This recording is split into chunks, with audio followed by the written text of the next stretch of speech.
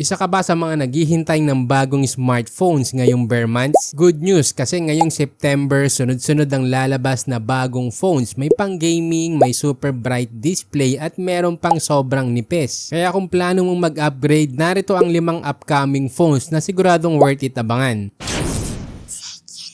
Unahin na natin si Tecno Spark 40. Well, unang tingin pa lang sa design, talagang sinusundan nila yung mga iPhone 17 models na ilalabas. Entry level siya at ito yung mga nakuha nating data ng specs. Naka-Android 15, may 6.67-inch 120Hz display at 50 megapixel camera. Sa battery, may 5200 mAh na may 45 watts fast charging tapos may dual speakers with DTS sound. Swak na swak to para sa mga naghahanap ng sulit na daily driver. Next, eto naman si Tecno Spark 40 Pro. Mas level up siya ng konti kasi may 6.78-inch AMOLED flexible display na may 144Hz refresh rate. Pareho ring may 50 megapixel camera pero mas premium ang feel dahil meron tong Dolby Atmos dual speakers. Battery din ay 5200 mAh na may 45 watts fast charging. Kaya kung gusto mo ng mas magandang display experience for Netflix or mobile games, ito yung mas sulit na version. Sunod natin sa listahan ng pinaka-top model, ang Spark 40 Pro Plus. Naka MediaTek Helio G200 na may 3D AMOLED display with 144Hz at 1.5K resolution. Battery same pa din, may 5200 mAh at ang bonus dito ay yung wireless charging at reverse wireless charging. Hindi pa dyan nagtatapos kasi may Dolby Atmos speakers para sa mas malakas at mas malinaw na tunog. Kaya kung gusto mo ng complete package, ito yung pinakamalakas sa Spark 40 series. Ngayon, punta naman tayo sa Tecno Pova Slim 5G. Sa lahat ng phone na lalabas ngayon, dito ko pinaka na-excite. Naka Dimensity 6400 chipset, may 144 1.5K AMOLED display at sobrang nipis dahil 5.95mm lang. Sa battery ay naka 5160 mAh with 45 watts fast charging tapos may under display fingerprint sensor at Dolby Atmos sound. At base kay Tecno, ito raw ang world's slimmest 3D curve 5G phone. At para sa akin, sobrang cute ng design nito. Parang si Baymax, sleek pero friendly ang dating. At syempre, nandito din ang Realme 15T 5G. Ito yung phone na siguradong magugustuhan ng heavy user kasi may 7000 mAh Titan battery na may 60 watts fast charging. Display niya AMOLED na may 4000 nits peak brightness. Ibig sabihin kahit tirik ang araw kita pa rin ang screen. Sa camera naman may 50 megapixel rear at 50 megapixel selfie. Magaling sa performance, naka Dimensity 6400 chipset. Yung Spark 40 series ay siguradong swak para sa mga estudyante o casual user na gusto ng affordable phone na hindi bitin sa daily apps. Yung Pova Slim 5G naman, swak para sa mga naghahanap ng budget 5G phone na manipis at hindi rin gaanong mabigat sa bulsa. At yung Realme 15T naman, perfect para sa mga heavy user tulad ng field worker o kahit delivery rider na kailangan ng mahabang battery life. Kaya ang tanong na lang, alin dito ang pinakaswak sa lifestyle mo? Again, hindi lahat ng phone bagay sa lahat ng tao. May para sa gamer, para sa tipid user o pang heavy work. Kaya bago ka bumili, isipin mo muna kung saan ka madalas gagamit ng phone at doon mo malalaman kung alin ang tunay na sulit para sa'yo. Nilagay ko na rin sa description ang official links kung saan mo ito mabibili. Meron din kaming exclusive FB group na smartphone tips kung saan personal ka naming tutulungan pumili ng best smartphone for your budget. At kung nakatulong sa'yo ang video na to, mag-subscribe ka na.